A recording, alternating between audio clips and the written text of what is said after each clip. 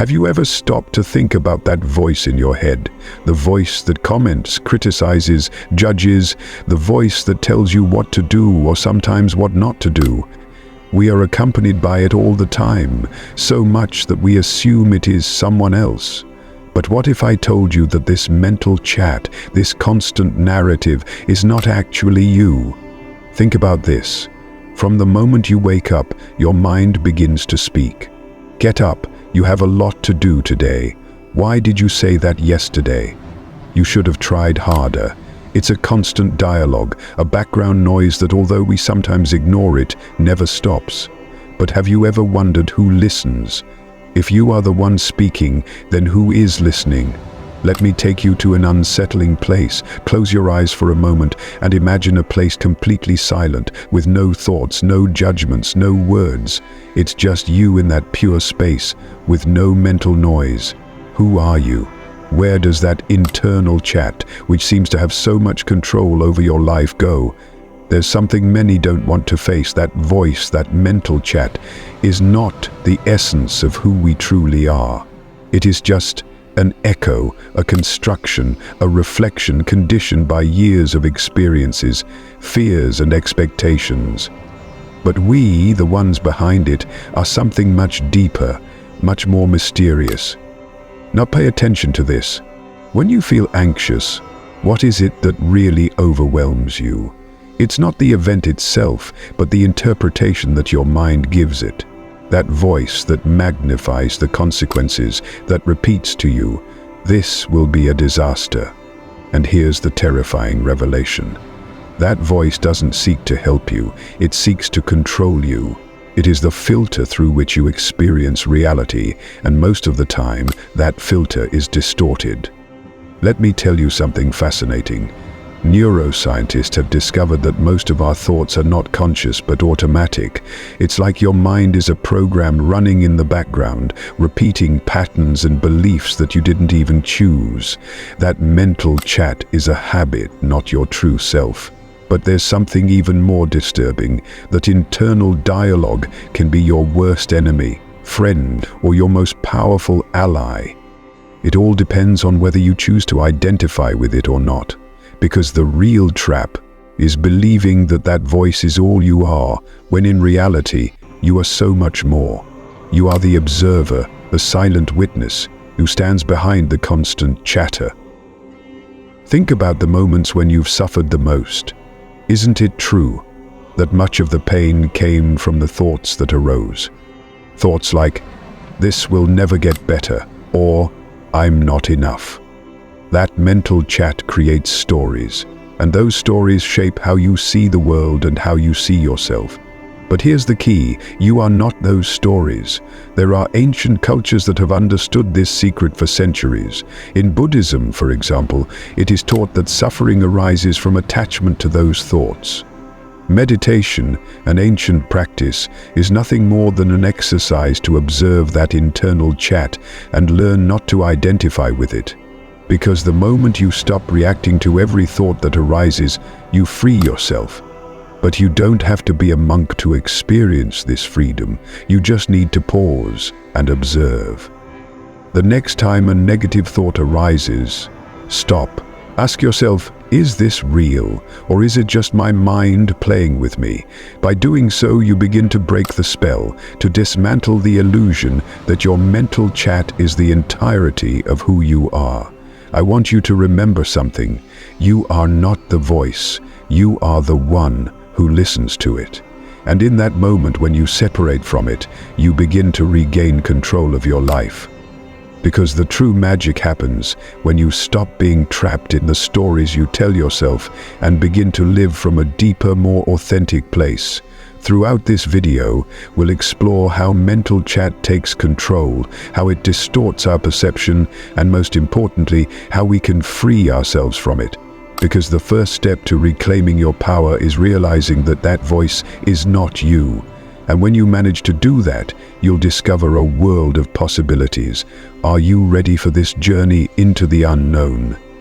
Continue with me, because by the end of this video, not only will you have learned to identify the voice of your mind, but you'll also understand how to reconnect with your true being. And believe me, what you find in that silence is far greater than you could ever imagine. The true mystery is not in the stars or the deepest oceans. It is in our own minds, in that voice that never stops, that voice that narrates, judges, compares, remembers, and plans. But tell me, have you ever wondered where it comes from? Why sometimes it seems to sabotage you, or worse yet, why it seems to know you better than you know yourself? I'm about to reveal something that could change the way you see life. That mental chat, which sounds so familiar, is not you, but it has been with you for so long that you've started to believe it. Isn't that unsettling? It's as if you've been living with a stranger inside of you, someone who speaks with your voice, who uses your memories and your desires, but deep down is nothing more than an imposter. Imagine you're in a room with a friend. This friend never stops talking. They tell you what you did wrong yesterday, what you could do better tomorrow, and they make sure to remind you of every time you failed in the past. How long could you tolerate it before you got tired? Now think that that same voice lives in your head, and the worst part is, you listen to it without questioning it, as if everything it says were the absolute truth. But here's the secret. That voice has no real power unless you give it power. Every time you accept its criticism, every time you get lost in its worries or fears, you give it strength. However, there's a way out. You can learn to observe it, disarm it, and finally silence it. I'm going to tell you a story. It's about a woman named Anna. Anna had a seemingly perfect life, a good job, friends, a family that loved her. But every night when she went to bed, that voice appeared. It whispered her insecurities and reminded her of her mistakes. "You're not enough," it told her. "You'll never be." And Anna believed it. That voice controlled her, stole her peace, and kept her trapped in a cycle of doubt and self-criticism. One day, Anna decided that she couldn't keep living this way. She started researching, looking for answers. And it was then when she discovered something that changed everything. She was not that voice. She understood that the mental chat was like a computer program running in the background, fueled by years of limiting beliefs and past experiences. But when she realized this, something inside her changed. She began to observe the voice instead of reacting to it. And over time, that voice lost its power. Anna's case is not unique. We all have an internal voice, one that can be our greatest critic or our best ally. But the trick is in learning to distance ourselves from it. Because the more space you give to that voice, the less space remains for your true self. The one that is at peace, the one that knows what is right without needing to be told. Now, I want you to do an exercise with me. The next time a negative thought arises in your mind, stop. Don't judge it. Don't try to change it. Just observe it as if you were a spectator watching a movie. Ask yourself, where does this thought come from? Is it really mine, or is it just an echo from the past? You'll be surprised at what you discover. Many times those thoughts don't even make sense. They are like leaves carried by the wind, useless, fleeting. The key to freeing yourself from this mental chat is not in fighting it, but in stopping identifying with it. When you manage to separate from that voice, you realize that you are much more than your thoughts. You are the space in which those thoughts appear, and in that space, there is freedom. Think about this. If that voice were really you, you wouldn't be able to observe it. You wouldn't be able to question it. But you do, don't you? That is the ultimate proof that you are the observer, not the observed. And that simple shift in perspective has the power to transform your life. So who are you really? That is the question that has brought us here. And now, after this journey through the shadows of your mind, I hope you've started to understand something fundamental. You are not that mental chat. You are so much more than that voice that tells you who you should be, what you did wrong, or what you should fear. You are the space where that voice arises. You are the silent observer who, despite the constant noise, is always there, present.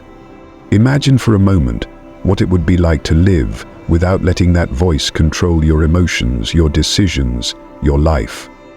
Do you realize the weight you could release? It wouldn't be the end of your thoughts because thinking is natural, but it would be the end of the control those thoughts have over you. I want you to remember something powerful. You don't have to believe everything you think because in reality, you are not the sum of your thoughts. You are the consciousness that observes them, and that consciousness is free. It always has been. It was just waiting for you to realize it. From now on, whenever that voice whispers something that makes you doubt yourself, something that awakens your fears or makes you feel small, stop, breathe, and say aloud, I am not that voice. I am the one who listens to it. Because that simple act of distancing yourself will return to you a power you may not have known you had lost. Mental chat is like a narrator of a book. It can tell the story of your life in many ways. It can make everything seem like a tragic drama or an epic adventure. But you are the author. You decide if you allow that voice to enslave you or if you take control of the narrative. So now that we've reached the end of this journey, I want to leave you with a reflection. The next time you find yourself trapped in your thoughts, ask yourself, who is listening? That question, although simple, has the power to pull you out of the mental trance that so many of us live in, and little by little, you'll begin to see life in a completely different way. Before we say goodbye, I want to ask you an unsettling question, one that I'd love for you to answer in the comments. If that voice isn't you, then who are you really?